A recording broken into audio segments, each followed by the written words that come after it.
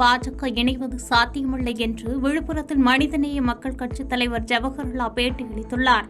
விழுப்புரத்தில் மனிதநேய மக்கள் கட்சித் தலைவர் ஜவஹர்லா செய்தியாளர்களை சந்தித்தார்.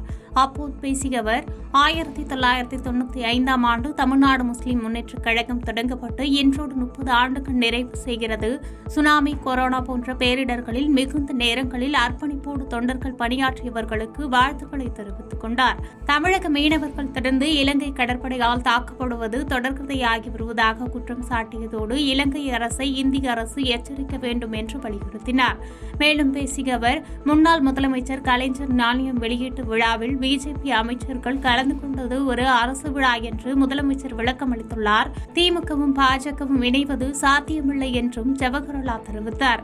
விஜய் கட்சி ஆரம்பித்து இருப்பதற்கு வாழ்த்துக்களை தெரிவித்துக் கொண்ட அவர், ஜனநாயக நாட்டில் யார் வேண்டுமானாலும் கட்சி தொடங்கலாம் என்று தெரிவித்த அவர், பொறுத்திருந்து பார்க்கலாம் என்று கூறினார். அதாவது ஒரு ஜனநாயக நாட்டில் கட்சியை ஆரம்பித்து தங்களுடைய கொள்கைகளை பிரகடனப்படுத்த அனைவருக்கும் உரிமை உண்டு. அந்த அடிப்படையில் சகோதரர் விஜய் அவர்கள் ஒரு கட்சியை தொடங்கியிருக்கிறார்கள். அவர்களுக்கு என்னுடைய நெஞ்சார்ந்த வாழ்த்துக்களை தெரிவித்துக் கொள்கின்றேன். அந்த கட்சியினுடைய செயல்பாடுகள் எப்படி அமையப்போகின்றது என்பதை வைத்து கொண்டுதான் அதற்கு யாரெல்லாம் ஆதரவு தெரிவிப்பார்கள் என்பதை முடிவு செய்ய முடியும். இப்போதே ஆரிடம் சொல்ல முடியாது. கர்நாடக மாநிலத்திலிருந்து ஆரணி பகுதியில் உள்ள பச்சையம்மன் குலதெய்வ கோயிலுக்காக காரில் காமாட்சி அம்மாள் என்ற மூதாட்டியின் குடும்பத்தினர் 3 பெண்கள் உட்பட 8 பேர் சென்று கொண்டிருந்தனர். இந்த காரை சிவா என்பவர் ஓட்டி வந்த நிலையில் வாணியம்பாடி அடுத்த செட்டிப்பனூர் தேசிய நெடுஞ்சாலை மேம்பாலம் மீது ஓட்டுநரின் கட்டுப்பாட்டை இழந்து கார் விபத்துக்குள்ளானது. இதில் பயணம் செய்த மூதாட்டி காமாட்சி அம்மாள் சம்பவ இடத்திலேயே உயிரிழந்தார். மேலும் இதில் பயணம் செய்த பெங்களூரு பகுதியைச் சேர்ந்த சிவசங்கரி, குமரேசன், பிரணவ், சுஜய்கிரண் மற்றும் சூளகிரி பகுதியைச் சேர்ந்த ராஜேந்திரன், குன்னியம்மாள், ஓட்டுநர் சிவா உட்பட 7 பேர் படுகாயமடைந்தனர். அவ்வழியாக சென்றவர்கள் அவர்களை மீட்டு உடனடியாக 108 ஆம்புலன்ஸ் மூலம் வாணியம்பாடி அரசு மருத்துவமனையில் சிகிச்சைக்காக சேர்த்துள்ளனர். பலத்த காயமடைந்த ஓட்டுநர் சிவா மேல் சிகிச்சைக்காக வேலூர் அரசு மருத்துவமனைக்கு அனுப்பி வைக்கப்பட்டார். மேலும் விபத்து குறித்து கிராமிய போலீசார் வழக்கு பதிவு செய்து விசாரணை நடத்தி வருகின்றனர். தஞ்சாவூரிலிருந்து சிதம்பரம் நோக்கி செல்லும் தனியார் பேருந்து நேற்று இரவு மயிலாடுதுறை பேருந்து நிலையம் அருகே சென்றபோது போக்குவரத்து நெரிசல் ஏற்பட்டது. அப்பொழுது பேருந்து ஓட்டுநர் ஹாரன் அடித்ததாக கூறப்படுகிறது.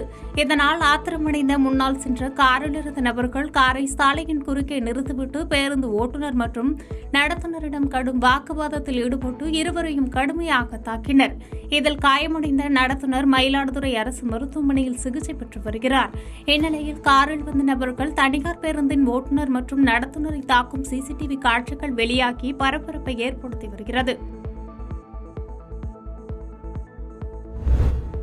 பாமக பாஜகவுடன் எப்பொழுதும் கூட்டணி கிடையாது என அரூரில் விடுதலை சிறுத்தைகள் கட்சி மாநில துணை பொதுச் செயலாளர் SS பாலாஜி பேட்டியளித்துள்ளார்.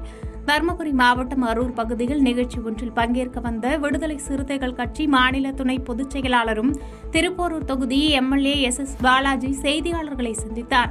அப்போது அரூர் அரசு கல்லூரியில் பயிலும் மாணவ மாணவிகள் வெகு தொலைவில் இருந்து வந்து செல்வதால் பல்வேறு சிரமம் ஏற்படுகிறது. எனவே பெண்கள் ஆண்களுக்கு தனித்தனி விடுதி கட்டி கொடுக்க வேண்டும். மது மற்றும் போதைப்பொருள் குறித்து காவல்துறையினர் மாணவர்களுக்கு விழிப்புணர்வு ஏற்படுத்தவும், இதனால் ஏற்படும் பாலியல் செயலில் ஈடுபடுபவர்கள் மீது கடுமையான நடவடிக்கை எடுக்க வேண்டும் என்று தெரிவித்துள்ளார். பாஜக பாமக கட்சிகளுடன் எப்பொழுதும் கூட்டணி கிடையாது என்றும் திட்டவட்டமாக தெரிவித்தார். அதாவது பொலிட்டிக்கல் ரிலேஷன்ஷிப் இல்லை வந்து ஒரு கூட்டணி மாறுதுன்றது உங்களுக்கு தெரியும், செய்தியாளர் ஊடகங்களுக்கு தெரியும். அப்படியே அப்பட்டமாக வெளிச்சத்தில் வந்து செய்ய மாட்டாங்க. நீங்கள் அப்படி தான் ஒரு வேளை வந்து அவர்களுக்கு அது போன்ற ஒரு எண்ணம் இருந்தது என்று சொன்னால் அதுக்கான பூர்வாங்க நடவடிக்கைகள் வேறு விதமான நடவடிக்கைகளில் இறங்குவாங்க. இப்போ இன்னும் தெளிவாகவே சொல்கிறேன், உங்களுக்கு வந்து பாரதிய ஜனதா கட்சியினுடைய கூட்டணியில் திமுக கழகம் இருந்தது. காங்கிரஸோட கூட்டணி வைத்தது வந்து எந்த காலகட்டத்தில் எப்படி வந்து வச்சாங்க, என்ன பேசினாங்க எதுன்னு யாருக்கும் தெரியாது. திடீர்னு ஒரு நாள் வந்தாங்க, அந்த அம்மா சோனியா காந்தி வந்தாங்க, கூட்டணி ஒப்பந்தம் கையெழுத்திடப்பட்டது. ஆகவே வந்து அது போன்ற நிலைமையை எடுக்கணும்னு ஒரு கட்சி, நான் இது வந்து பொதுவாக சொல்கிறேன், எந்த ஒரு இயக்கமாக இருந்தாலும் அது போன்ற கூட்டணி மாறுதல்கள் ஏற்படுத்த வேண்டும் என்று சொன்னால் அது மாதிரி வெட்ட வெளியில் வெளிச்சமாக வந்து செய்ய வேண்டிய தேவை இருக்காது. அப்படி தான் செய்யணும்னா அவங்க இது மாதிரிலாம் நிகழ்ச்சி நடத்தாமே கூட வந்து அவங்க வந்து பண்ணலாம். ஆகவே இதில் ஐயப்படுவதற்கோ அல்லது வந்து கூட்டணி மாற்றம் ஏற்படும் என்பதற்கோ கருதுவதற்கு எந்த விதமான முகாந்திரமும் இல்லை என்பதை பார்க்கிறேன். சேலம் மாவட்டம் ஓமலூரில் உள்ள அதிமுக புறநகர் மாவட்ட அலுவலகத்தில் அதிமுக நிர்வாகிகள் மீது திமுக அரசால் போடப்படும் பொய் வழக்குகளை எதிர்கொள்வது தொடர்பான ஆலோசனைக் கூட்டம் நடைபெற்றது. இந்த கூட்டத்தில் கழக பொதுச் செயலாளரும் சட்டப்பேரவை எதிர்க்கட்சித் தலைவருமான எடப்பாடி பழனிசாமி கலந்து கொண்டு சிறப்புரையாற்றினார். தொடர்ந்து சேலம் புறநகர் மற்றும் மாநகர் மாவட்ட அதிமுக வழக்கறிஞர் பிரிவு நிர்வாகிகள் கலந்து கொண்டு வழக்கறிஞர் அணியின் பணிகள் செயல்பாடு குறித்து பேசினர். திமுக ஆட்சியில் நடைபெறும் மக்கள் விரோத செயல்பாடுகளை சட்ட ரீதியாக எதிர்கொண்டு மக்களுக்கு நன்மை செய்ய வேண்டும், மக்கள் மீதான அடக்குமுறைகளை எதிர்க்க வேண்டும், மக்களுக்காக வழக்கறிஞர் அணி எப்போதும் துணையாக செயல்படும் என்று ஆலோசிக்கப்பட்டது. பாதகம் செய்பவரை கண்டால் நாம் பயங்கொள்ளலாகாது பாப்பா, மோதி மிதித்து விடு பாப்பா, அவர் முகத்தில் உமிழ்ந்து விடு பாப்பா. அண்மை செய்திகளை உடனுக்குடன் தெரிந்து கொள்ள இணைந்திருங்கள் இயம்நாடு தொலைக்காட்சியுடன்.